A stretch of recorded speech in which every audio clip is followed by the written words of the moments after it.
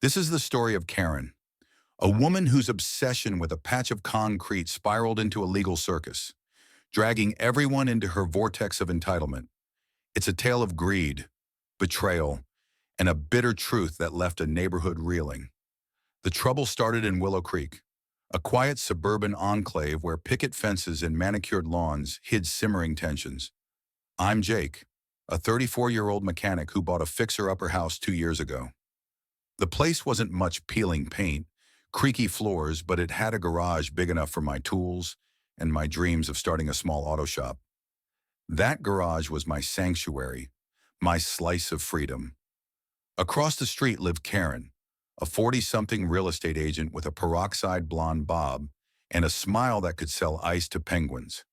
She had a reputation, the kind of neighbor who'd report your overgrown grass to the HOA while waving sweetly from her porch. It began with a fence. Karen claimed the boundary line between our properties was off by 6 feet, putting my garage on her land. She showed up one morning, armed with a surveyor's report and a smirk that screamed trouble. "Jake, honey," she said, her voice dripping with fake syrup. "This garage, it's mine. Always has been." I laughed, thinking it was a joke. It wasn't. By noon, she'd planted a for sale sign in my driveway, advertising my garage as a prime storage unit. I tore it down, but Karen wasn't playing. She filed a lawsuit, claiming adverse possession, a legal loophole where you can steal someone's property if you've used it long enough. The audacity floored me. I'd spent every penny on this house, every weekend fixing that garage. It wasn't just concrete and cinder block. It was where I rebuilt my life after my dad passed, leaving me his old wrench set and a love for fixing things. Karen didn't care. She had dollar signs in her eyes, convinced she could flip my garage for profit. Her husband, Greg, a mousy accountant, tried to stay neutral but whispered apologies when Karen wasn't looking. "She's intense," he'd mutter, avoiding my gaze. Intense was an understatement. The neighborhood picked sides. Old Mrs. Carter, who'd lived here since the 70s, called Karen a vulture in heels. The Patels next door offered me homemade samosas and moral support. But others, charmed by Karen's saleswoman charisma, bought her sob story about protecting her investment. She spun tales of how my garage lowered her property value, and even claimed I'd threatened her with a crowbar, a lie so bold I nearly choked on my coffee. Social media didn't help. Karen's posts on the neighborhood Facebook group painted me as a deadbeat squatter, racking up likes from her book club cronies. As the court date loomed, the tension thickened like fog. Karen escalated, hiring a contractor to measure my garage for renovations. I caught him drilling into my wall one evening, Karen supervising with a clipboard like some suburban dictator. "You're trespassing," I growled, my voice shaking with rage. She just tilted her head, unfazed. "It's not trespassing if it's mine." "Jake." I called the cops, who told her to back off but couldn't do much else. My lawyer, a grizzled guy named Lou who smelled like cigars, warned me she's got a decent case if her surveyor's legit. Fight dirty, or you'll lose. I dug into research, scouring property records at the county office. Turns out, Karen's surveyor was her cousin's husband, and his report was shakier than a bad engine. My deed was ironclad, signed by the original owner, Mrs. Carter's late husband, who'd sold me the house. But Karen had deep pockets and a knack for bending the truth. She hired a fancy attorney, a shark in a suit who made Lou look like a minnow. The night before the trial, I barely slept, haunted by visions of losing my garage, my livelihood to her greed. Court day arrived, and Willow Creek's courthouse buzzed with nosy neighbors. Karen strutted in, wearing a tailored blazer and a smug grin, like she'd already won. I sat beside Lou, my palms sweaty, my heart pounding like a jackhammer. The judge, a no-nonsense woman named Judge Harlan, peered over her glasses at the packed room. "Let's keep this civil," she said, her tone sharp enough to cut glass. Karen's lawyer went first, spinning a tale of how she'd maintained my garage for years, mowing the grass nearby, painting the fence, even storing her lawnmower inside once when I was out of town. I nearly laughed out loud. Her evidence, a blurry photo of her standing in my driveway, and a notarized letter from her cousin's husband. Lou countered hard, presenting my deed, the original survey, and Mrs. Carter's testimony. The old woman took the stand, her voice steady despite her age. That garage has been on Jake's lot since my husband built it in '68, she said, glaring at Karen. She's lying through her veneers. The room tittered, but Karen didn't flinch. She leaned forward, whispering to her lawyer, her eyes locked on me like a predator. Then came the bombshell. Lou had found a witness, Greg, Karen's husband. He'd reached his breaking point, tired of her schemes. On the stand, he admitted Karen had fabricated the whole claim, knowing the garage was mine, but betting I couldn't afford a long fight. She said it was a sure thing, he mumbled, avoiding her gaze. Said we'd sell it for 50 grand. The courtroom gasped. Karen's face turned crimson, her composure cracking like thin ice. She hissed something at Greg, but Judge Harlan's gavel silenced her. Enough, the judge snapped. I've heard all I need. The air felt electric. Every eye on Judge Harlan as she reviewed the evidence. My stomach churned. This wasn't just about a garage anymore. It was about justice, about standing up to someone who thought they could bully their way to victory. Karen's entitlement had torn through our neighborhood, pitting friend against friend, exposing how far greed could push a person. I glanced at Greg, who looked like a man regretting every choice that led him here. Mrs. Carter gave me a nod, her eyes fierce with hope. Judge Harlan's gaze swept the courtroom, her expression unreadable but heavy with authority. The silence was suffocating, broken only by the faint hum of the air conditioner and Karen's sharp intake of breath. I clutched the edge of my seat, my knuckles white, as the weight of the moment pressed down. This wasn't just about my garage anymore. It was about truth clawing its way through lies, about a community fractured by one woman's greed.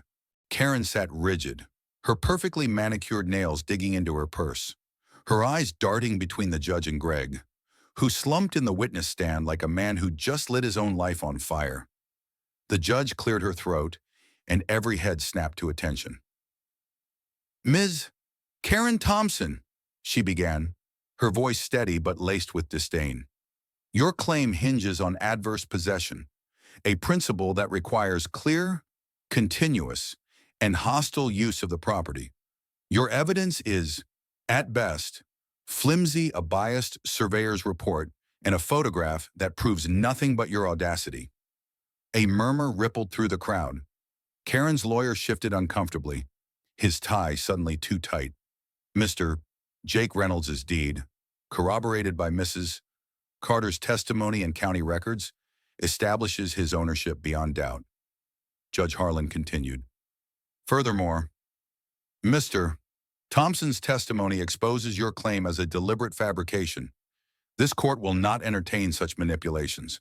Karen's face contorted, a mix of shock and fury. She opened her mouth, but her lawyer grabbed her arm, silencing her. I felt a surge of relief, but it was short-lived. Judge Harlan wasn't done. This case has wasted this court's time and sown discord in a community that deserves better, she said, her eyes locking onto Karen's. Not only is your claim dismissed, but I'm ordering you to cover Mr. Reynolds' legal fees and court costs. Consider yourself fortunate I'm not pursuing sanctions for perjury. The gavel slammed down, a sound that echoed like a thunderclap. The room erupted in whispers, some neighbors clapping, others shaking their heads. I exhaled, my chest loosening for the first time in months. Lou clapped me on the shoulder, his cigar-stained grin wide. Told you we'd nail her, he muttered. Across the aisle, Karen shot up, shoving past her lawyer and storming toward Greg. You spineless traitor, she hissed, loud enough for half the room to hear. Greg flinched but didn't respond, his eyes fixed on the floor. The bailiff stepped forward, and Karen, sensing the room's eyes on her, straightened her blazer and marched out, her heels clicking like gunfire. Outside, the late afternoon sun cast long shadows across the courthouse steps. Neighbors milled about, some congratulating me, others gossiping about Karen's meltdown. Mrs. Carter hobbled over, her cane tapping the pavement. "You did good, Jake," she said, her voice warm but firm. "Don't let her kind dim your light." I nodded, grateful, but my mind was already racing ahead. The victory felt hollow. My garage was safe, but the neighborhood was a battlefield. Friendships strained, trust eroded. Karen's lies had exposed fault lines I hadn't seen before: petty grudges, hidden jealousies, the fragility of community. That night, I sat in my garage, the familiar smell of oil and metal grounding me. My dad's old wrench set gleamed under the fluorescent light, a reminder of why I'd fought so hard. But the peace I'd hoped for didn't come. Karen's for sale sign, though long gone, felt like a ghost haunting my driveway. I wondered what drove her money. Sure, but there was something deeper, a need to control, to win, no matter the cost. I'd seen it in her eyes, in that unyielding hunger, and it chilled me. Days later, the fallout spread. Karen put her house on the market, the irony thick as she tried to cash out and flee her shame. Greg moved out, renting a tiny apartment downtown, his marriage another casualty of her schemes. The neighborhood WhatsApp group buzzed with rumors Karen had tried to sue the HOA over a tree dispute years ago, lost, and never forgave the community. Some said she was planning to move to Florida, where she'd probably try to claim someone else's beachfront. I didn't care where she went, as long as it was far from Willow Creek. But the story didn't end with Karen's defeat. A week after the trial, I found a letter slipped under my door, handwritten in shaky script. It was from Greg. "Jake," it read, "I'm sorry for my part in this. Karen's been spiraling for years, debt, insecurity, always needing to prove she's better than everyone. I should have stopped her sooner. Take care of that garage. It's more than just a building." Enclosed was a check for $500, a small gesture toward my legal fees. I stared at it, torn between anger and pity. Greg wasn't the villain, just a man caught in her storm. The neighborhood tried to heal. The Patels hosted a barbecue, inviting everyone except Karen. Mrs. Carter brought her famous pecan pie, and kids ran through sprinklers, their laughter a fragile bandage over our wounds. But conversations kept circling back to the trial, to Karen's betrayal, to the cracks she'd exposed. I realized then that her greed hadn't just targeted my garage, it had shaken our faith in each other. Trust, once broken, doesn't rebuild overnight. As weeks passed, I poured myself into my garage, turning it into the auto shop I'd always dreamed of. Customers came, business grew, but every creak of the door made me glance up, half expecting Karen to barge in with another wild claim. The fear lingered, a scar from her war. I started a community watch group, not for crime but for unity, a way to keep Willow Creek from fracturing again. We met in my garage, sharing coffee and stories, rebuilding what Karen had torn down. The bitter truth hit me one evening, as I locked up the shop under a bruised purple sky. Justice had won, but at a cost. Karen's loss didn't erase the months of stress, the sleepless nights. The neighbors turned against each other. Her greed had been a mirror, reflecting our flaws: my stubborn pride, Greg's cowardice, the community's quickness to judge. The garage was mine, but the victory was tainted, a reminder that some battles leave no winners, only survivors. In the end, the story of Karen's lawsuit wasn't just about a garage. It was about how far we'll go to claim what's ours, and how much we lose when we fight for the wrong things. It's a lesson etched in concrete and heartbreak, one I'll carry every time I turn the key to my shop. If you've ever faced a battle that tested your soul, share your story. Let's rebuild trust, one truth at a time.